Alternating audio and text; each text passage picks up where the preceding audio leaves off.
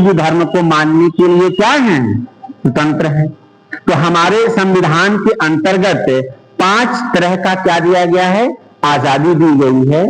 इसमें बात आती है धर्म की स्वतंत्रता, यानी हर एक व्यक्ति को अपने हिसाब से अपने धर्म को मानने की क्या है, आजादी है। कोई भी व्यक्ति अपने इच्छा से, अपने अंतरात्मा की आवाज से, अपने सोल की आवाज से कोई भी धर्म अपना सकता है, ठीक, बिना किसी लालच, बिना किसी डर, बिना किसी भय के। हर एक व्यक्ति अपने हिसाब से किसी भी धर्म को मानने, पूजा पाठ करने के लिए क्या है, आजाद है। उपासना का क्या मतलब होता है?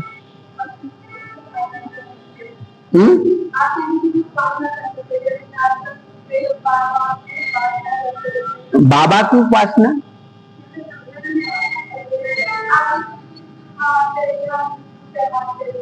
हाँ चलो भाई मान लेते हैं, चलो भाई उपासना का मतलब देखो,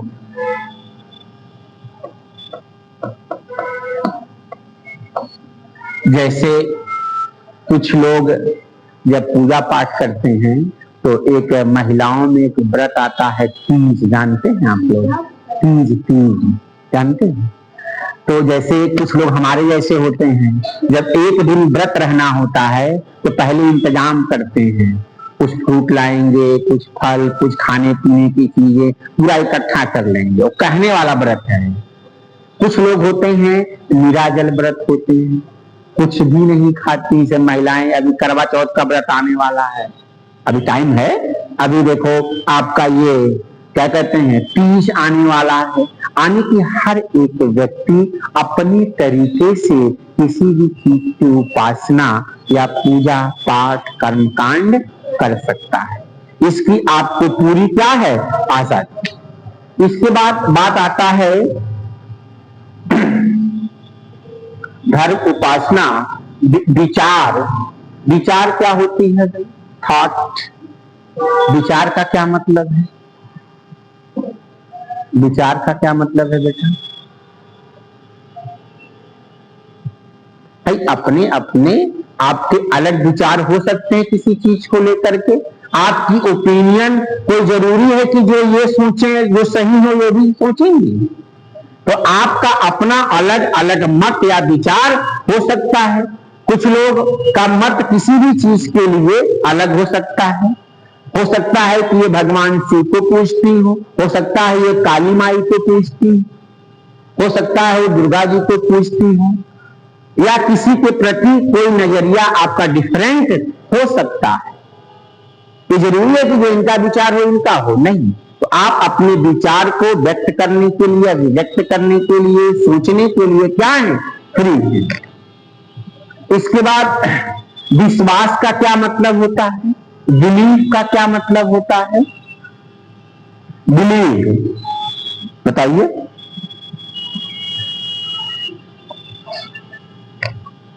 बिलीव का मतलब क्या है?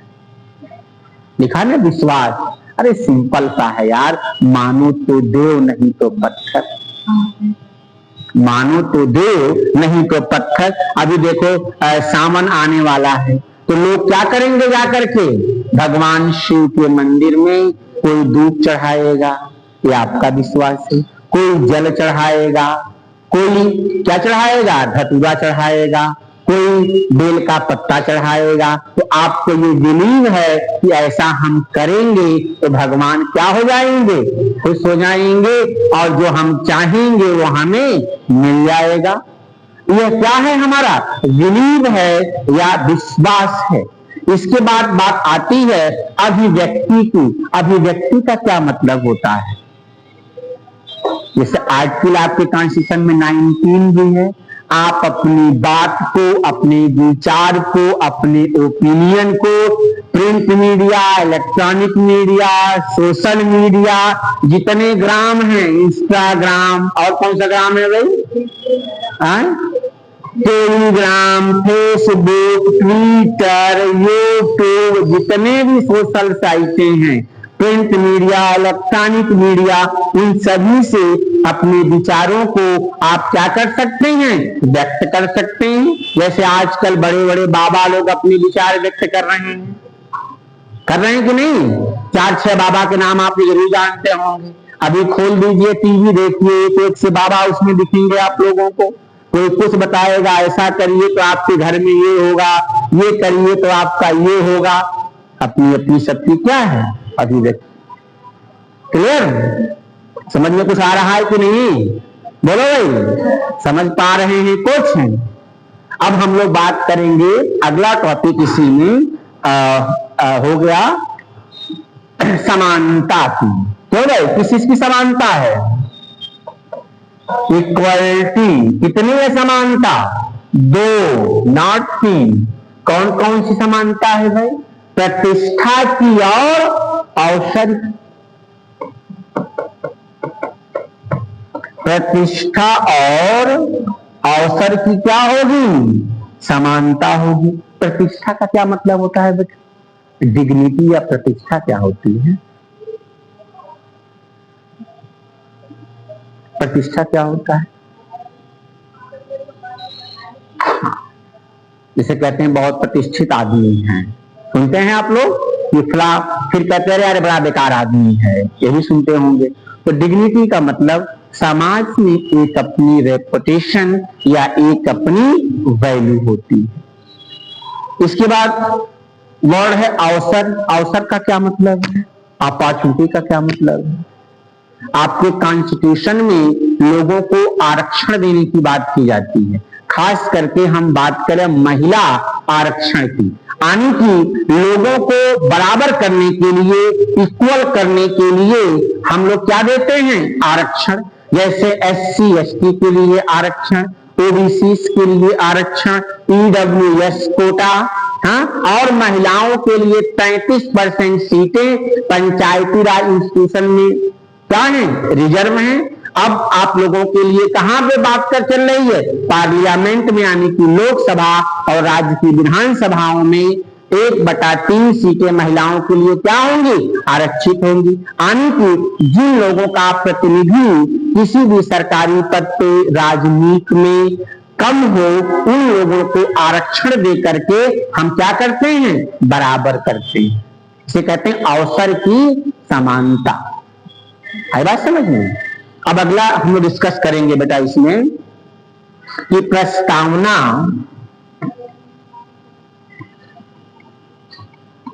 संविधान का भाग है कि नहीं।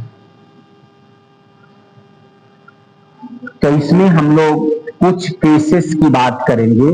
सबसे पहले हम बात करेंगे बेरुबारी केस। ये 1960 का मामला है। ये मामला क्या है? बेरुबारी केस क्या है बेटा? ये 1960 का मामला है, बेरुबारी केस। बताओ, कुछ आइडिया है किसी को? हाँ, नहीं माना है, कोर्ट ने कहा था, लेकिन मामला था क्या? Have any idea about it? कुछ आइडिया है? हाँ? नहीं, वो तो 16वां संशोधन है, वो तो ठीक है, लेकिन था क्या? मैटर क्या था? देखिए, एक जिला है आपका न्यू जलपाईगुड़ी। न्यू जलपाईगुड़ी बेटा वेस्ट बंगाल में। जब देश का बंटवारा हुआ, यानी कि भारत और पाक जब बने,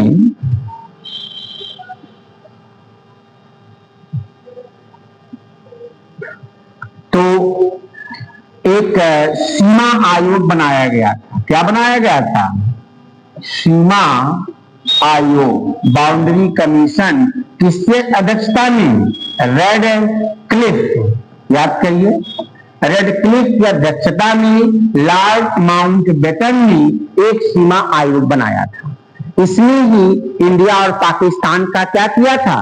बंटवारा किया था। जब बंटवारा हुआ, एक जगह थी बेरुबारी, ये प्लेस था बेरुबारी, एक रियासत या एक जगह थी बेरुबारी।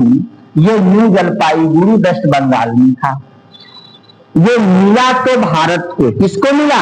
बंटवारे में भारत को, लेकिन जो रेडक्लिफ महोदय थे वह इसको मेंशन करना रजिस्टर में भूल गए और इसी का फायदा उठाते हुए पाकिस्तान ने पहली बार 1954 में इस मामले पर उठाया कि बेरूबारी हमारा है, यानी कि उसने बेरूबारी संघ जो कि भारत के वेस्ट बंगाल राज्य में स्थित था, पाकिस्तान ने अपना दावा किया ये हमारा है। इसको लेकर के दोनों देशों के बीच एक क्या हुआ? तनावपूर्ण माहौल हुआ। फिर एक प्रधानमंत्री उस समय वहां हुआ करते थे पाकिस्तान में, फिरोज खान नून, और अपने यहाँ आपके पंडित जवाहरलाल नेहरू, इन लोगों ने समझौता किया, नेहरू नून समझौता कहते हैं, नेहरू नून समझौता। इसके अंतर्गत ये कहा गया कि जो बेरूबारी है इसका कुछ पार्ट हम ले लें और कुछ पार्ट किसको दे दें? पाकिस्तान को दे दें और मामले को क्या कर दें? रफा दफा कर दें। अब समस्या आई कि क्या एक संप्रभु राष्ट्र अपने जमीन के टुकड़े को या अपने देश के हिस्से को या किसी विदेशी राष्ट्र को या नेशन को दे सकता है? तो एक आपके कॉन्स्टिट्यूशन में आर्टिकल है, आर्टिकल 143, जिसमें सरकार क्या करती है, यानी कि राष्ट्रपति किससे सलाह लेते हैं? सुप्रीम कोर्ट से। इसी आर्टिकल का प्रयोग करते हुए राष्ट्रपति ने क्या कर दिया? प्रेसिडेंट ने सुप्रीम कोर्ट से सलाह मांगा और पूछा कि क्या ये बेरूबारी का जो मामला है, भारत क्या अपने जमीन के टुकड़े को किसी विदेशी राष्ट्र को दे सकता है या नहीं दे सकता है? सुप्रीम कोर्ट ने कहा दे सकता है और इसी केस में इसमें सुनन किया गया था, इसी को चैलेंज किया गया था। इसी में सुप्रीम कोर्ट ने कहा कि प्रस्तावना संविधान का भाग है ही नहीं। जब प्रस्तावना संविधान का भाग ही नहीं है तो फिर देने में कोई दिक्कत ही नहीं है, क्योंकि हम एक अखंड भारत की बात करते हैं। क्या करते हैं? अखंड भारत की बात करते हैं। सुप्रीम कोर्ट ने कहा चिंता मत करो, हम बता देते हैं कि संविधान प्रस्तावना संविधान का भाग ही नहीं। तो इस केस में सुप्रीम कोर्ट ने क्या कहा कि जो प्रस्तावना है वह संविधान का भाग नहीं। फिर दूसरा केस कौन सा आया? और इस तरह से नेहरू और नून जो समझौता था वो क्या हो गया? इंप्लीमेंट हो गया। वो क्या हो गया बेटा? लागू हो गया। और इस तरह से प्रस्तावना को इस केस में क्या नहीं माना गया? संविधान का भाग नहीं माना गया। इसके बाद देखिए दूसरा केस आया, केशवानंद भारती का नाम सुना है? केशवानंद भारती केस नाम सुना है भाई? अच्छा, इसके पहले एक और केस है, सज्जन सिंह का केस है।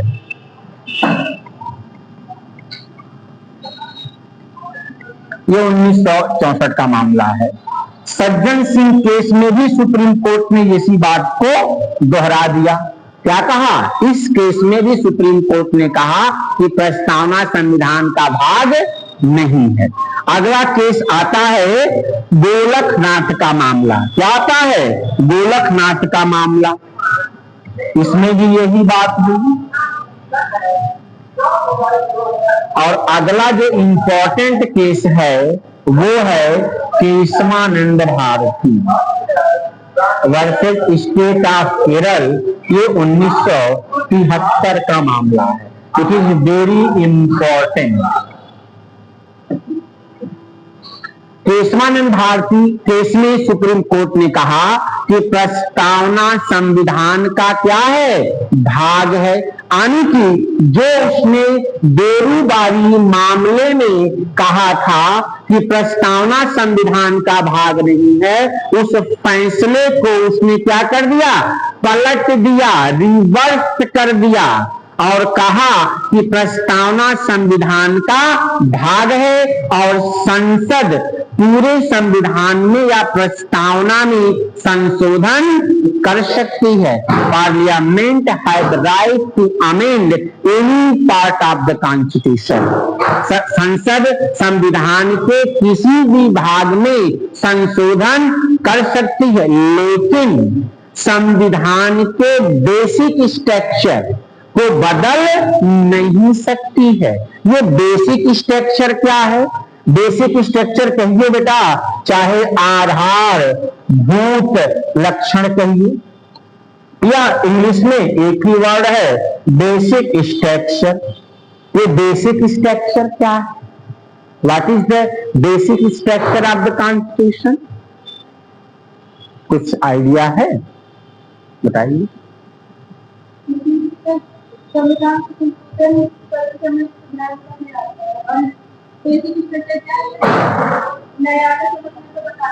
बिल्कुल सही बात है। जैसे ये आपका मकान है, ये कमरा है, आप इसमें चाहें तो पार्टीशन कर सकते हैं, जैसे पार्टीशन हो गया है, हो सकता है कुछ पॉसिबल। लेकिन अगर जो ये बीम है इसके क्या है? बेसिक स्ट्रक्चर है। जो इसकी नींव है वो क्या है? Basic structure. अगर आप इसको डिस्टर्ब करेंगे तो पूरी बिल्डिंग क्या हो जाएगी? डिस्टर्ब हो जाएगी। तो बेसिक स्ट्रक्चर का मतलब ये है कि संविधान के वे भाग ये कौन बताएगा? सुप्रीम कोर्ट समय समय पे बताएगी। जैसे नहीं गाना चलता है कि मौका मिलेगा तो हम बता देंगे, सुने होंगे आप लोग, मौका मिलेगा तो हम बता देंगे। यानी कि सुप्रीम कोर्ट ने कहा कि हम आज ही नहीं बताएंगे कि what is the basic structure of the constitution, यह हम समय समय पे आपको बताते चलेंगे। जैसे देश का रिपब्लिक होना, पंथ निरपेक्ष होना, rule of law, independent judiciary, प्रजातंत्र, ये सब क्या है? हमारे संविधान के बेसिक स्ट्रक्चर है। इसको संसद चाह करके भी बदल नहीं सकती है। Parliament can not amend the basic structure of the constitution. संविधान को बदल सकती है, लेकिन पूरा संविधान ही बदल दे यह जरूरी नहीं है। सुप्रीम कोर्ट आर्टिकल 13 का क्लास 2 आपको पढ़ाया गया होगा या बताया गया होगा। आर्टिकल 13 का क्लास 2, जिसमें जुडिशियल रिव्यू का नाम सुना होगा, न्यायिक समीक्षा का नाम सुना होगा। ये न्यायिक समीक्षा के बारे में कोई आइडिया है? क्या होता है न्यायिक समीक्षा?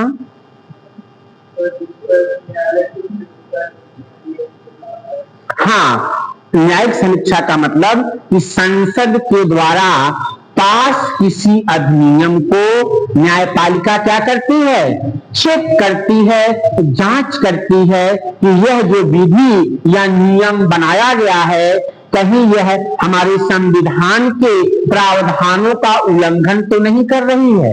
अगर वो रूल या नियम हमारे संविधान का क्या करेगी? उल्लंघन करेगी, तो न्यायपालिका उसे क्या घोषित कर देगी? शून्य घोषित कर देगी, नन एंड वायलेट घोषित कर देगी। इसका मतलब बेटा ये होता है कि वह नियम भारत में लागू नहीं होगा। It can not implemented. इसे कहते हैं जुडिशियल रिव्यू। तो संसद के पास पूरा अधिकार है संविधान में संशोधन करने का, लेकिन संविधान के बेसिक स्ट्रक्चर को बदल नहीं सकती है।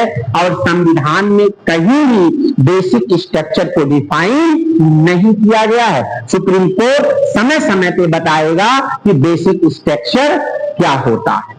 आई बात समझ में? दिस क्लियर और नॉट? समझ पा रहे हैं बेटा? देखो, हमारे क्लास में ना डरने की जरूरत है ना शर्म करने की जरूरत है। You ask everything. जहां पे आपको समझ में ना आए, विदाउट, बिना हेजिटेशन के, बिना किसी शक के, आप कोई भी क्वेश्चन कहीं से भी पूछ सकते हैं। है बात समझ में? इसमें किसी भी तरह का डरने वाली बात नहीं। You are become a administrator. आप यहाँ क्या बनने आए हो? एक प्रशासक बनने आए हो। अगर एक एडमिनिस्ट्रेटर बनने आए हो तो आपके अंदर डर और भय नाम की कोई चीज नहीं होनी चाहिए। आप यहाँ हमसे सीखने आए हो। और सीखने में कोई भी कोताही या कोई भी चीजें छुपाई नहीं जाती। जहां आपको कोई भी प्रॉब्लम हो किसी भी पॉइंट पर, वहां आप हमसे क्या कर लें, क्लास में ही पूछ लें। आई बात समझ में? इसलिए आप लोग क्लास में बैठें बिल्कुल शांत पीसफुल माइंड में, जो चीजें समझ में ना आए हमसे जरूर पूछ लें बेटा। क्लियर? कोई दिक्कत तो नहीं किसी को यहां तक? ठीक है सब?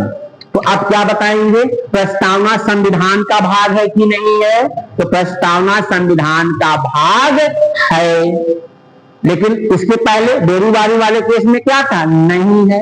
लेकिन जब सुप्रीम कोर्ट ने कौन सा निर्णय दिया, केशवानंद भारती के, तब से और आज भी आपका प्रस्तावना संविधान का भाग है। संविधान में प्रस्तावना में कितनी बार संशोधन किया गया है? एक बार। कौन, किस अमेंडमेंट के द्वारा? यस, संविधान प्रस्तावना में अभी तक सिर्फ एक बार संशोधन हुआ है। ठीक है, किस अमेंडमेंट के द्वारा? 42nd amendment. किस ईयर हुआ था बताइए? 74 की 76? 76। अच्छा, इसमें कितने वर्ड जोड़े गए थे बेटा?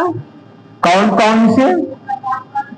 समाजवाद और पंथ निरपेक्ष और अखंडता, ये 3 शब्द जोड़े गए किसमें? प्रस्तावना में। किस अमेंडमेंट के द्वारा? किस कमेटी के रिकमेंडेशन पर बता सकते हैं? By which committee? सरदार स्वर्ण सिंह। इस कमेटी जिसमें आपका क्या जोड़ा गया था, एक और भी जोड़ा गया था, आर्टिकल 51A, जिसको आप लोग क्या कहते हैं, मौलिक कर्तव्य। ये सभी के साथ जोड़े गए। ठीक है, बता ले जाएंगे कौन कौन से 3 शब्द जोड़े गए? समाजवाद, पंथ निरपेक्ष और अखंडता। ये 3 शब्द 42वें अमेंडमेंट के द्वारा क्या कर दिया गया? संविधान की प्रस्तावना में जोड़ दिया गया। यानी कि it means parliament has right to amend any part of the constitution including preamble. By this right या by this power of amending power of the parliament amend our preamble। इसके द्वारा क्या किया? हमारी संसद ने या क्या कर दिया? प्रियम्बल में संशोधन करके ये 3 नए शब्द क्या कर दिया? इसमें जोड़ दिया। क्लियर? अच्छा, ये बताइए कि जो आपका प्रस्तावना है, जो इसमें बातें लिखी गई हैं, अगर सरकार इसको ना करे, लागू ना करे, तो क्या हम न्यायालय में सरकार को चैलेंज कर सकते हैं? बताइए। यानी कि जो प्रस्तावना है इसको लेकर के हम केस कर सकते हैं सरकार के ऊपर। यानी कि प्रस्तावना गैर न्यायोचित है। क्या है ये? It is a not justifiable. यह क्या है? न्यायालय के द्वारा परिवर्तनीय नहीं है, या यू भी can say it is not enforceable by the court. यानी कि प्रस्तावना की जो बातें संविधान में लिखी गई हैं, या कह सकते हैं प्रस्तावना में जो बातें लिखी गई हैं, इनको हम न्यायालय के द्वारा लागू नहीं करा सकते हैं। सरकार की मर्जी हो तो लागू करेगी, नहीं मर्जी है तो लागू नहीं करेगी। ये बात सबको समझ में आ रहा है? बोलिए, कोई दिक्कत तो नहीं? यानी कि प्रस्तावना के अंदर जो चीजें लिखी गई हैं, सरकार की इच्छा है तो लागू करेगी, नहीं है तो नहीं करेगी। यह न्यायालय द्वारा परिवर्तनीय या इनफोर्सेबल नहीं है, अर्थात यह गैर न्यायोचित है। इतनी बात समझ में आ गई? कोई दिक्कत? अब हम धीरे धीरे लिखवाने का प्रयास करेंगे। जितना लिखवा पाएंगे उतना लिखवा देंगे, और जो छूट जाएगा उसको क्या कर देंगे? PDF आपको सेंड कर देंगे। कोई दिक्कत तो नहीं? हाँ, अब जो किसी के अंदर कोई क्वेश्चन हो, कोई क्वेश्चन हो, कुछ पूछना हो आप पूछ लो, आपको 2 मिनट का टाइम देते हैं। कोई अगर डाउट हो तो आप पूछ लो, वरना हम शुरू करें लिखवाना। बोलिए, कुछ भी नहीं पूछना है। अच्छा बताओ, ईमानदारी से समझ में आ रहा है कि नहीं? आप लोग बहन जी भी पीछे आई हैं। बारिश हो रही थी क्या? अच्छा, सबको समझ में आया ना? किसी कोई दिक्कत तो नहीं? अगर कोई डाउट हो बेटा पूछ लो, वरना फिर हम लिखवाना शुरू करें। बोलिए, शुरू करें लिखवाना? चलो भाई, जब आप लोगों की मर्जी है तो लिखवा देते हैं।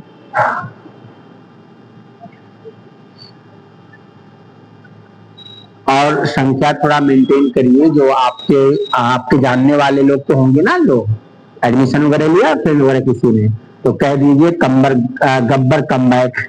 ठीक है, तो आप लोग अपनी क्लासेस नियमित टाइम से किया करें, नहीं तो बेटा देखो ये चीजें छूट जाएंगी, फिर दोबारा आएंगी। एक बार जो टॉपिक पढ़ा दिया जाएगा वह रिपीट नहीं होगा। आ जाओ बेटा, आगे आ जाओ, वहां बैठ जाओ, बैठ जाओ, पंखे में बैठ जाओ, जहां हवा लग रही हो बैठ जाओ। तो आप लोग इस बात का जरूर ध्यान दें। चलिए, क्या लिखवा दिया था मैंने? अच्छा ठीक है।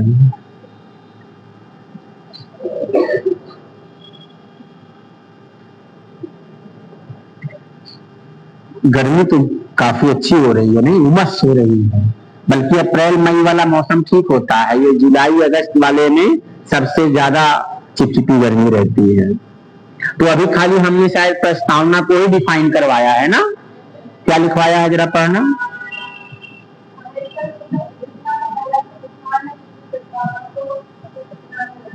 ओके,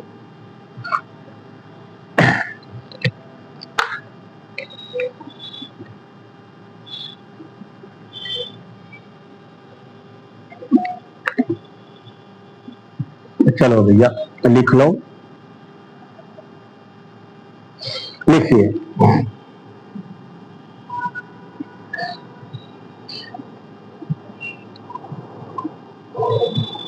लिखिए, प्रस्तावना के अंतर्गत, फिर से लीजिए।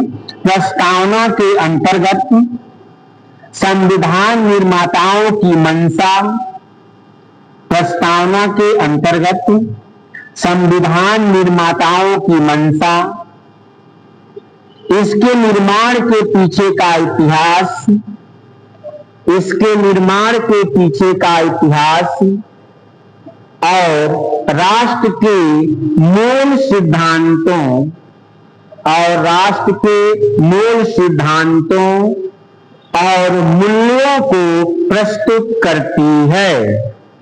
प्रस्तावना के अंतर्गत संविधान निर्माताओं की मंशा, इसके निर्माण के पीछे का इतिहास और राष्ट्र के मूल सिद्धांतों और मूल्यों को प्रस्तुत करती है। अब हेडिंग डालिए, प्रस्तावना निम्न बातों पर विचार देती है। देखिए हेडिंग, प्रस्तावना निम्न बातों, देखिए प्रस्तावना निम्न बातों पर विचार देती है।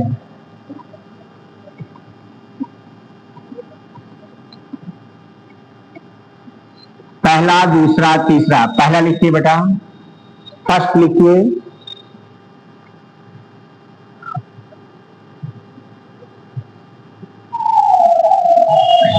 लिखिए, संविधान का स्रोत, संविधान का स्रोत।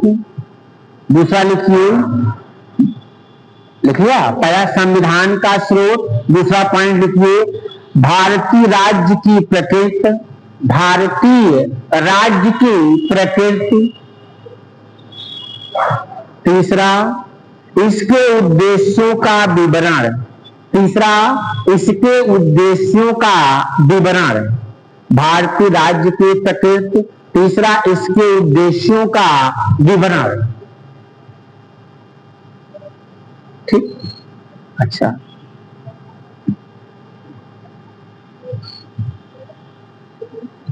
आगे आप ये लिख लीजिए, प्रस्ताव लिखिए, यहां प्रस्तावना लिखिए और ये केसेस के नाम लिख लीजिए। पहले में लिखिए प्रस्तावना संविधान का भाग है या नहीं, या क्वेश्चन मार्क। पहला लिखेंगे यहां बेरुबारी केस 1960, केस लिखिए, बेरुबारी केस 1960 लिखिए। लिखिए इसमें, इस केस में सुप्रीम कोर्ट ने क्या कहा था कि प्रस्तावना संविधान का भाग नहीं है। इसमें लिखिए, सुप्रीम कोर्ट ने कहा, इसमें बेरुबारी केस में सुप्रीम कोर्ट ने कहा प्रस्तावना संविधान का भाग नहीं है।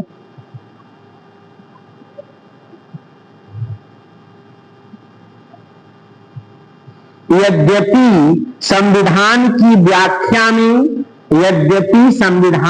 व्याख्या में कुछ सहायता ली जा सकती है। उसी में नीचे लिख दीजिए बेटा, उसी में नीचे, हाँ कहीं भी लिख लो। यद्यपि संविधान की व्याख्या में कुछ सहायता ली जा सकती है।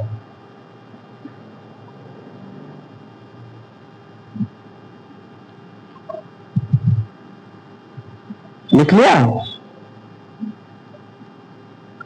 आगे लिख लीजिए, दूसरा लिख लीजिए, केशवानंद भारती के, और भी केस हैं वो हम पीडीएफ दे देंगे, जो मेन है उसको हम लिखवा दे रहे हैं। केशवानंद भारती केस, केशवानंद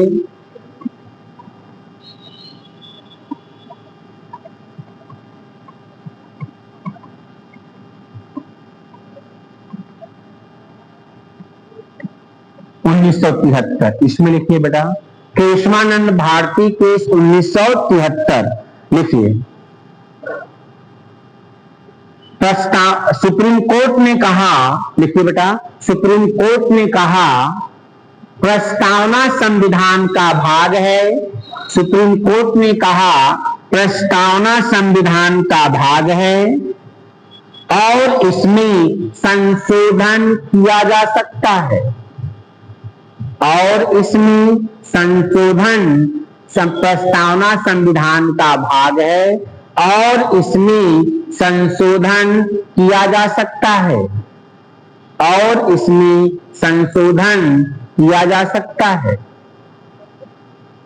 लेकिन संविधान के आधारभूत ढांचे को बदला नहीं जा सकता।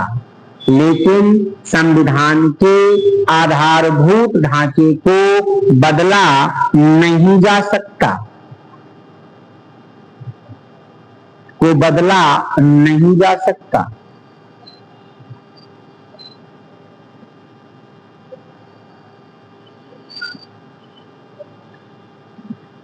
और अगर इसमें आगे लिखना चाहें तो लिख दें, थोड़ा सा और बढ़ा दें। 42वें संविधान संशोधन के द्वारा और इस प्रकार 42वें संविधान संशोधन के द्वारा और इस प्रकार 42वें संविधान संशोधन के द्वारा प्रस्तावना में 3 शब्द जोड़े गए। इस प्रकार 42वें संविधान संशोधन, ईयर भी लिखना बेटा 1976, एक बार ईयर एग्जाम में पूछ लिया था। कब किया गया? 1976 के द्वारा प्रस्तावना में 3 शब्द जोड़े गए। प्रस्तावना में कितने शब्द जोड़े गए बेटा? 3 शब्द जोड़े गए। उन 3 शब्दों को लिख लीजिए, समाजवाद, पंथ निरपेक्षता और अखंडता। कौन कौन शब्द जोड़ा गया बेटा? लिख लीजिए, समाजवाद, दूसरा और तीसरा अखंडता। ये 3 शब्द लिख लीजिए।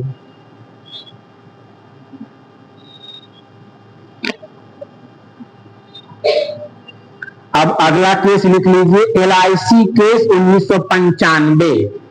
LIC भारतीय जीवन बीमा निगम, LIC केस 1995। LIC का मतलब life insurance corporation, Bharatiya Jeevan बीमा निगम, LIC केस 1995। इसमें लिख लीजिए, इस केस में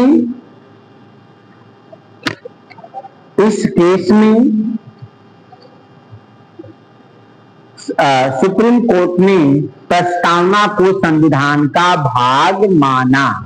इस केस में उच्चतम न्यायालय या सुप्रीम कोर्ट ने प्रस्तावना को संविधान का क्या माना?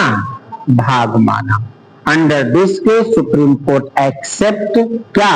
Preamble is the part of constitution. हाँ, सेम चीज उसने रिपीट किया था, जो चीज इसने कहा था उसी चीज को उसने रिपीट किया। ओके,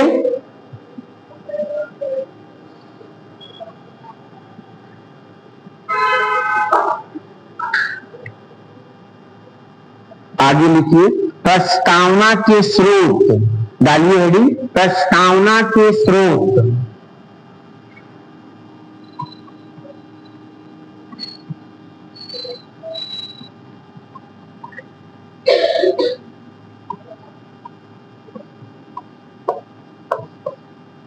प्रस्तावना के स्रोत पहला लिखिए, प्रस्तावना का विचार। क्या लिखेंगे?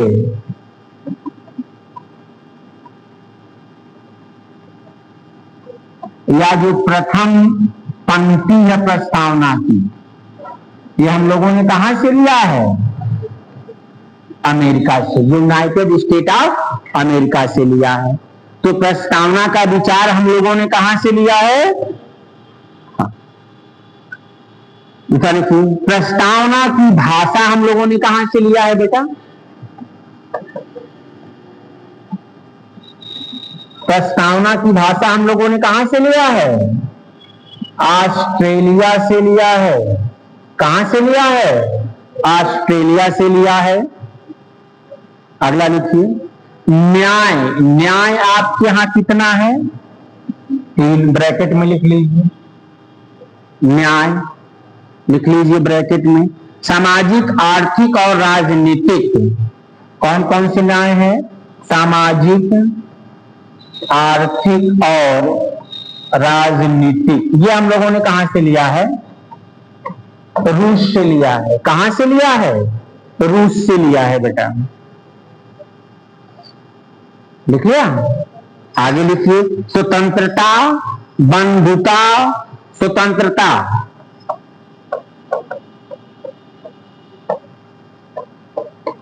बंधुता,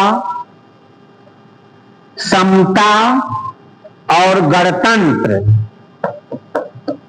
समता और गणतंत्र, ये हम लोगों ने कहां से लिया है? फ्रांस से लिया। कभी कभी एग्जाम में ये वर्ड पूछ लेता है कि कौन सी चीजें कहां से ली गई हैं। अंडरस्टैंड? अच्छा, अब प्रस्तावना को किसने क्या कहा?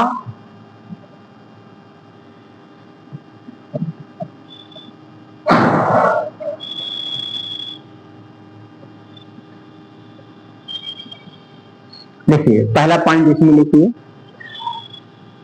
कि जन्म कुंडली। प्रस्तावना को जन्म कुंडली किसने कहा था? प्रस्तावना को जन्म कुंडली किसने कहा था?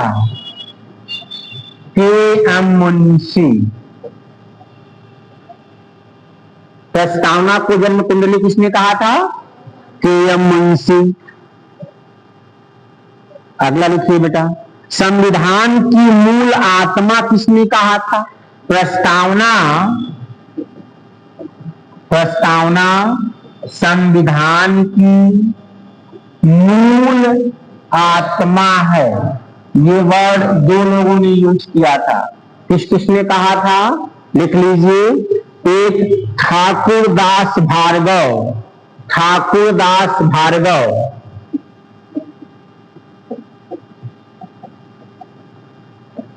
और दूसरा लिख लीजिए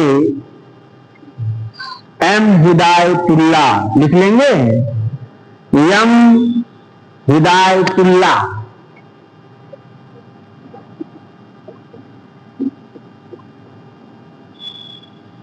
यम हिदायतुल्लाह। इन्होंने प्रस्तावना को क्या कहा था? मूल आत्मा कहा था। अगला लिखिए, संविधान का परिचय पत्र। प्रस्तावना को संविधान का परिचय पत्र इसने कहा था। संविधान का परिचय पत्र किसने कहा था? नोट कर लीजिए, एन पालकी वाला, एन पालकी वाला।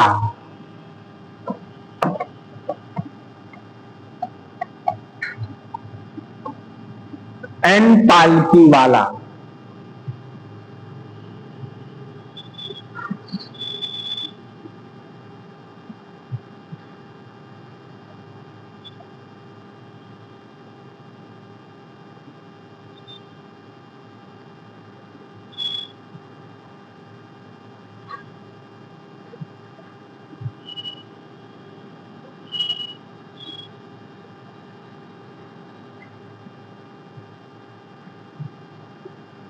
अब इसमें बेटा कुछ शब्द हैं, जैसे हम भारत के लोग, और जो हमने समझाया है आप लोगों को, समाजवादी, संप्रभुता, ये सब अलग अलग डिफाइन है। उसकी हमने डिफिनीशन भी लिख दी है, तो वो अभी आपके ग्रुप में हम डलवा देंगे। तो उससे आप लोग क्या करेंगे? नोट्स बना लेंगे। ये इसमें जो मेन पॉइंट है, मैंने सिर्फ उसी को इसमें लिखवाया है, लेकिन पूरा नोट्स जो है वो हम भेज देंगे। तो जो चीजें लिखे होंगे उसको मत लिखना, जो नहीं लिखा होगा उसे क्या करेंगे? लिख लेंगे। दूसरी चीज, जितना हम पढ़ाएं उतना पढ़ के आइए, और जितना नोट्स जिस दिन दें, चाहे रात के 12 बज जाए, उसी दिन उसको क्या कर लेंगे? नोट कर लेंगे। वरना अभी आपकी 3 क्लासेस स्टार्ट होंगी, ठीक है? अक्टूबर तक, 1 जुलाई से 31 अक्टूबर तक आपकी 3 क्लास का शेड्यूल है। उसमें हिस्ट्री भी है, पोलिटी भी और जागृति भी है। समझ गए? उसके बाद 31 अक्टूबर के बाद जब दिन छोटे होंगे तो कितनी क्लासेस होंगी? 2 होंगी। अब इस बार नंबर ऑफ क्लासेस बढ़ गई हैं। पहले पोलिटी में 50 से कितनी हो गई है? 60 क्लास हो गई है। ऐसे पहले जागृति में 65 थी या 65। आओ बैठो, क्या बात है? ठीक है, ये क्लासेस क्या हो गई? धीरे धीरे बढ़ गई हैं। इसलिए अक्टूबर तक 3 चलेंगी, आगे 2 चलेंगी। ठीक है, तो जो नोट्स हम जिस दिन दें उसको क्या करें? उसी दिन आप लोग कंप्लीट करें। इस बात का ध्यान आप लोगों को देना है, और क्लास में हमेशा रेगुलर रहें। और जो लोग नहीं आ रहे हैं उनको प्लीज बताएं, और संख्या को क्या करिए? इंक्रीज करिए। समझ गए? अब जिसको जो कोई डाउट वाउट हो तो पूछना शुरू कर दो भाई। बाकी वही हम आपको नोट प्रोवाइड कर देंगे। प्रस्तावना से संबंधित जिस बच्चे को भी, किसी को भी कोई डाउट हो वो पूछ ले। बाकी नोट अभी आपको मिल जाएगा, वो हम भिजवा देंगे। एक बेयर एक्ट हम डलवा दे रहे हैं ग्रुप में, एक बुक डलवा दे रहे हैं, और आज जो पढ़ाया है उसका पूरा PDF नोट घर में जा करके उस नोट को क्या कर लेना है? बना लेना है, लिख लेना है। यह बात आप लोग जरूर ध्यान देंगे, और क्लास में बेटा रेगुलर रहेंगे। ये चीज हमेशा जान लीजिए, सफलता उसी को मिलती है जो कंटिन्यू मेहनत करता है। अगर आपको सफल होना होगा तो आपको इन पर डिपेंडेंट नहीं होना होगा, अपने पे डिपेंडेंट होगा। कुछ लोग करते क्या है, जैसे मान लो फ्रेंड नहीं गए तो हम भी नहीं जाएंगे। अरे भाई, ये नहीं होता है। कोई आए ना आए, कोई जाए ना जाए, लेकिन आपको रेगुलर क्लास में क्या होना चाहिए? रहना चाहिए, आना चाहिए। अगर आप रेगुलर क्लास में नहीं रहोगे तो नुकसान किसका होगा? आपका होगा। और क्लासेस कल तो इंट्रोडक्टिव थी, आज से पहली क्लास थी, तो अब आपकी क्लासेस क्या हो गई? स्टार्ट हो गई, और ये फिर बनने में कंटिन्यू सिलेबस क्या होता जाएगा? खत्म होता जाएगा, क्योंकि हर एक क्लास के लिए नंबर ऑफ लेक्चर निर्धारित है। इसे प्रस्तावना पढ़ाने के लिए कितना लेक्चर है? एक। अब ये फिर दोबारा नहीं पढ़ाया जाएगा। बात समझ रहे हैं? अब जो लोग नहीं आए, क्या उनका नुकसान नहीं हुआ? अब बताओ, हुआ कि नहीं हुआ? तो क्या हो गया? लॉस हो गया। इसलिए पढ़ाई में सबसे बड़ी चीज है कंटिन्यूटी का होना। ठीक। और थोड़ा सा हम अपना इंट्रो भी दे दें। हाँ, कुछ लोग नहीं जानते। कितने लोग नहीं जानते? हाँ हाँ, बोलिए।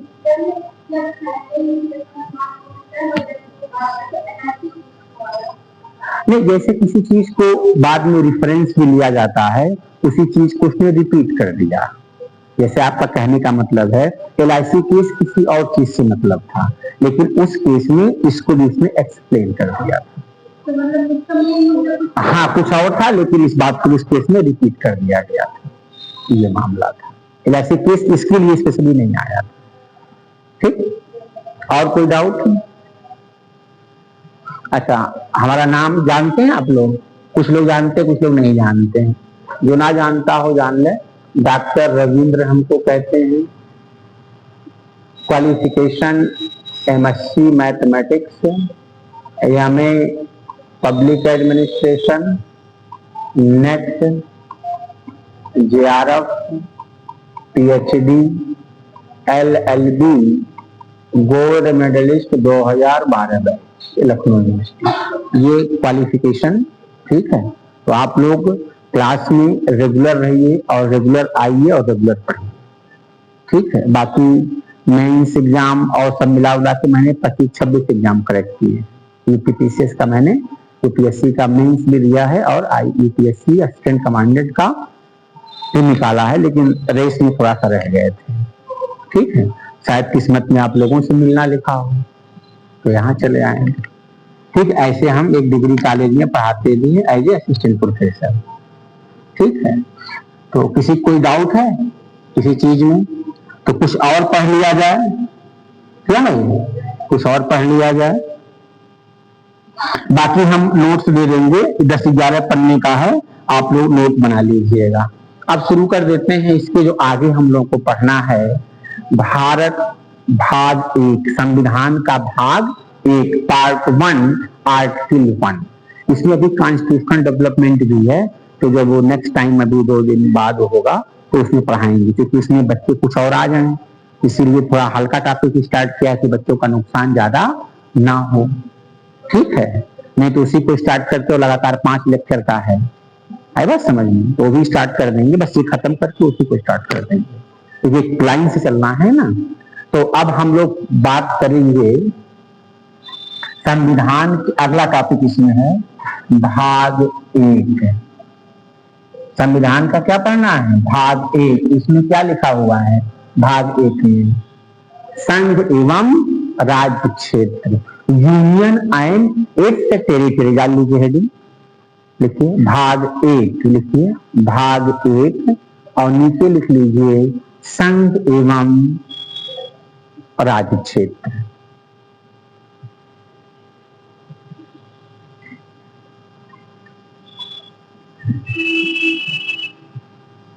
ठीक।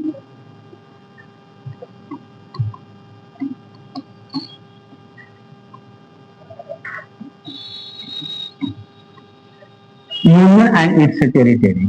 इसमें एक आर्टिकल है 1।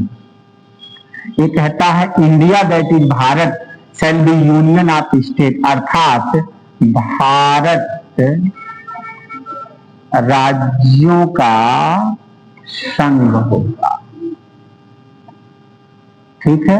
India that is Bharat shall be union of state. ये आपका आर्टिकल 1 कहता है। ठीक। तो हम इसमें समझेंगे यूनियन एक चीज होता है संघ, एक होता है संघात्मक व्यवस्था, या इंग्लिश में हम बात करें तो यूनियन, और एक होता है फेडरल। क्यों भाई? ये 2 चीजें हैं। ये इसका क्या मतलब होता है? बताइए।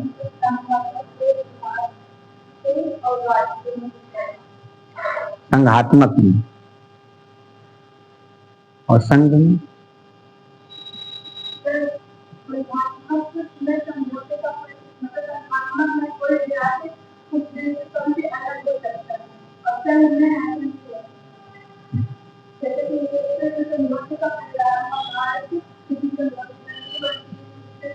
सही बात। देखो, इसके लिए थोड़ा सा और हम लोग पीछे आएंगे। एक व्यक्ति हैं B.R. अम्बेडकर, नाम सुना है?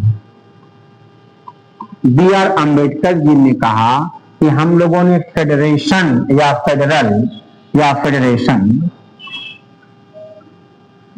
जिसको कहते हैं संघात्मक, शब्द का हम लोगों ने यूज ना करके यूनियन शब्द का या संघ शब्द का इस्तेमाल क्यों किया? इसके पीछे इन्होंने दो लॉजिक दिए, पहला लॉजिक और दूसरा लॉजिक। जैसा ये कह रही हैं कि संघ में किसी भी राज्य को अलग होने का अधिकार नहीं है। संघ में किसी राज्य को अलग होने का कोई अधिकार नहीं होता है। अगर यूपी या बिहार या भारत का 28 में से कोई भी राज्य अगर चाहे कि हम भारतीय संघ को छोड़ करके चले जाएं, तो क्या ये संभव है? आंसर इज नॉट, यह संभव नहीं है। यानी कि किसी भी राज्य को अपने संघ से अलग होने का कोई अधिकार नहीं है। दूसरी बात आती है कि जो हमारा ये संघ है, जो यूनियन है, यह अमेरिका के तरह आपसी समझौते का परिणाम नहीं है कि राज्यों ने मिल करके अपना कोई संघ बना लिया है, बल्कि हमारे यहाँ संघ ने ही किसका निर्माण किया है? राज्यों का निर्माण किया है। स्टेट क्रिएट या क्या किया है? सॉरी, सेंटर क्रिएट स्टेट, राज्यों का निर्माण हमारे संसद या अधिनियम के तहत हुआ है। इसलिए हम लोगों ने फेडरेशन के बजाय इस शब्द का इस्तेमाल किया, यूनियन शब्द का प्रयोग अपने संविधान में किया है। आई बात समझ में? अच्छा, फेडरेशन में क्या होता है कि अगर राज्य चाहे तो टूट के भाग भी सकते हैं, चाहे तो अलग हो। जैसे पहले रशियन फेडरेशन हुआ करता था, USSR कहा जाता था, उससे टूट करके 91 में क्या हो गए? सब भाग गए। उज्बेकिस्तान, तुर्कमेनिस्तान, अजरबैजान, ये सब किसके पार्ट हैं? रूस के पार्ट। यूक्रेन, जॉर्जिया किसके पार्ट हैं? रूस के पार्ट हैं। ये कभी रूस में हुआ करते थे, ये क्या हो गए? टूट के अलग हो गए, ये टूट करके निकल गए। आई बात समझ में? तो फेडरेशन में ये संभावना हो सकती, लेकिन यूनियन में इनकमिंग है, आउट गोइंग नहीं है। अगर गलती से कोई आ गया तो जा नहीं पाएगा। जैसे सिक्किम को ले लीजिए, सिक्किम पहले भारत का अभिन्न अंग नहीं था, लेकिन आज सिक्किम क्या है? भारत का अभिन्न अंग है। अब सिक्किम चाहे कि हम भारतीय यूनियन को छोड़ करके अलग चले जाएं, नेपाल के साथ या बांग्लादेश के साथ या चाइना के साथ या किसी के साथ चाहे, वह जा सकता है? आंसर इज नॉट, वो जा नहीं सकता है। आने के रास्ते खुले हैं, लेकिन जाने के रास्ते खुले नहीं है। क्लियर? तो हम लोगों ने इसलिए यूनियन शब्द का इस्तेमाल किया है, किसके जगह पे? फेडरेशन के जगह। इतना क्लियर है? अच्छा, आर्टिकल 2 क्या बताता है? अनुच्छेद 2 क्या है ये बताएगा?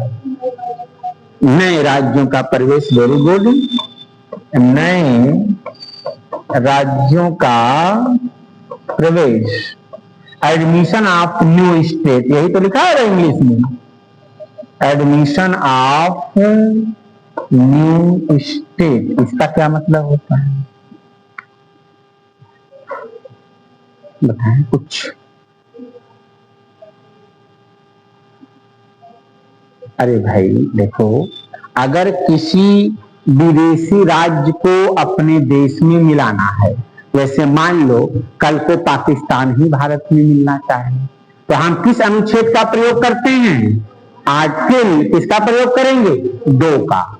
एक आर्टिकल 3 भी है, फॉर्मेशन ऑफ न्यू स्टेट या नए राज्यों का निर्माण। अब इन दोनों में अंतर क्या है बेटा? शॉर्ट फॉर्म में समझ लीजिए।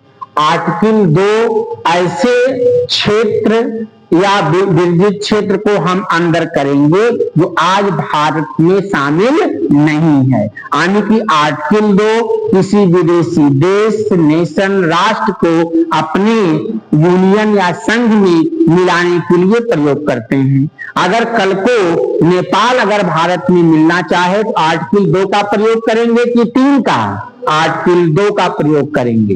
तो किसी भी विदेशी राष्ट्र को, नेशन को या किसी भूभाग को अगर भारतीय संघ में शामिल करना है उसमें अनुच्छेद कितना प्रयोग करते हैं? 2 का प्रयोग करते हैं। क्लियर? अच्छा, आर्टिकल 3 क्या कहता है कि जो हमारे अपने 28 राज्य और 8 यूनियन टेरिटरी, यही है ना भाई, 28 राज्य और 8 यूनियन टेरिटरीज हैं, अगर इसमें कोई परिवर्तन करना है, कोई चेंज करना है, किसी राज्य का नाम बदलना है, एक राज्य को मिला के 2 राज्य बनाना है, या एक बड़े राज्य के 2 टुकड़े करने हैं, किसी राज्य की सीमा बदलनी है, तो किसका प्रयोग करते हैं? आर्टिकल 3 का प्रयोग करते हैं। तो 2 और 3 समझ रहे हैं क्या डिफरेंस है? तो आर्टिकल 1, 2 और 3 अभी हमने खाली एक ब्रीफ में आपको समझाया है कि भाई देखो आर्टिकल ये 1 है, ये 2 है और ये 3 है। ठीक है?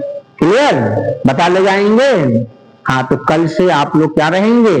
रेगुलर रहेंगे। और दूसरी चीज, संख्या थोड़ी सी बढ़ा लीजिए जिससे कि क्लासेस बढ़ जाए, नहीं तो एक क्लास के बाद फिर घर चले जाओ।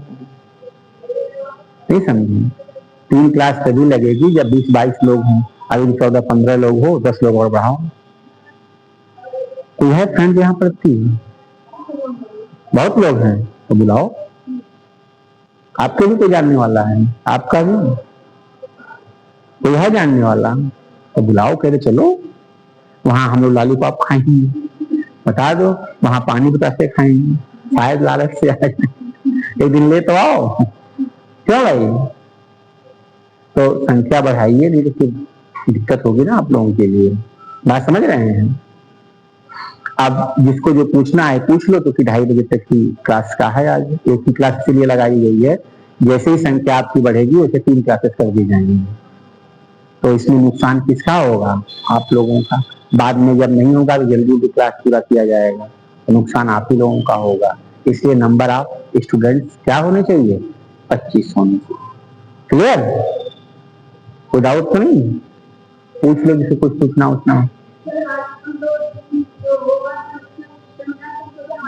नहीं बेटा, आर्टिकल 4 यही कहता है कि आर्टिकल 2 और 3 के अंतर्गत नए राज्य का प्रवेश करना हो या नए राज्यों का निर्माण करना हो, अगर इसके लिए कोई संविधान संशोधन किया जाएगा तो आर्टिकल 368 के अंतर्गत नहीं आता। It is not under article 368। यह 368 के दायरे से बाहर है, क्योंकि यह साधारण बहुमत से संशोधन होता है। किससे होता है? सिंपल मेजॉरिटी से। क्योंकि आर्टिकल जो आपका 368 है, जिसे हम लोग संविधान संशोधन कहते हैं, तो संविधान में संशोधन 3 तरीके से होता है। एक होता है साधारण बहुमत से संशोधन, सिंपल मेजॉरिटी से। एक होता है विशेष बहुमत से संशोधन, और तीसरा विशेष बहुमत प्लस आधे राज्यों की स्वीकृति से संशोधन। तो ये दो संशोधन है बेटा, ये आर्टिकल 368 में आते हैं। ये वाला संशोधन जिसमें आर्टिकल 2 भी है, आर्टिकल 3 भी है, यह 368 के दायरे से क्या है? बाहर है, इसको संविधान संशोधन नहीं माना जाएगा। जब ये टॉपिक पढ़ाया जाएगा आपको डिटेल में समझाया जाएगा। आई बात समझ में? यह 368 के दायरे से क्या है? बाहर है। तो जो भी संविधान में संशोधन सिंपल मेजॉरिटी से होता है वो 368 के दायरे में नहीं आता। क्लियर? और कोई डाउट, कोई क्वेश्चन? ओके, तो चलो आज की क्लास यहीं तक रहेगी, क्योंकि अगली वाली घर लगी है। उसमें भी बैठना चाहो लेकिन सेम टॉपिक चलेगा, मर्जी हो तो बैठो, मर्जी हो तो घर जाओ। क्यों बैठोगे? उसमें बंद कर दो उसको, उसमें बैठना है।